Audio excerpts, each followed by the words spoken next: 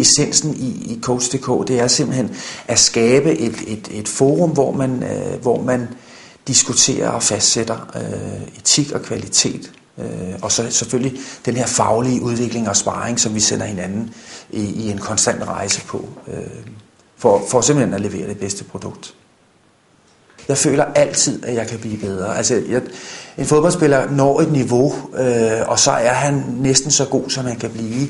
Men jeg føler, at det her med mennesker og coaching, det er jo simpelthen så forskelligt fra gang til gang, at jeg føler i hvert fald personligt, jeg tror aldrig, jeg når at føle, at nu er jeg i top med min kvalitet.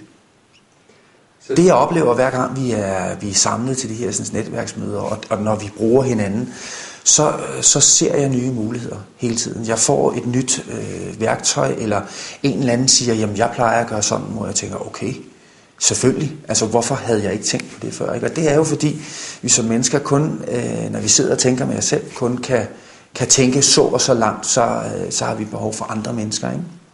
Og jeg synes især det er vigtigt med hensyn til coaching, at dele og bruge hinanden.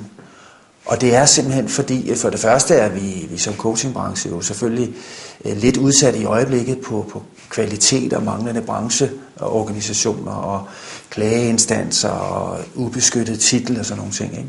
Og derfor synes jeg også, at det er vigtigt, at vi bruger hinanden til at sætte den standard.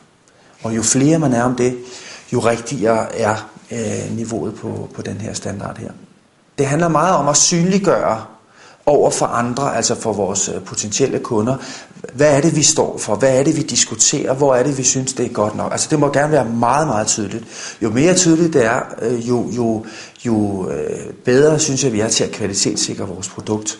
Og jo tryggere gør vi også eventuelle private eller virksomhedskunder om, når de vælger et produkt, så kan de se, hvad er fundamentet på det produkt, hvad er kvalitetsniveauet, og så i højere grad, der er ikke nogen skjult agenda eller noget som helst. Vi har et kerneprodukt, som er en ydelse, der er på det her niveau, og det er det, vi er fælles om at have skabt.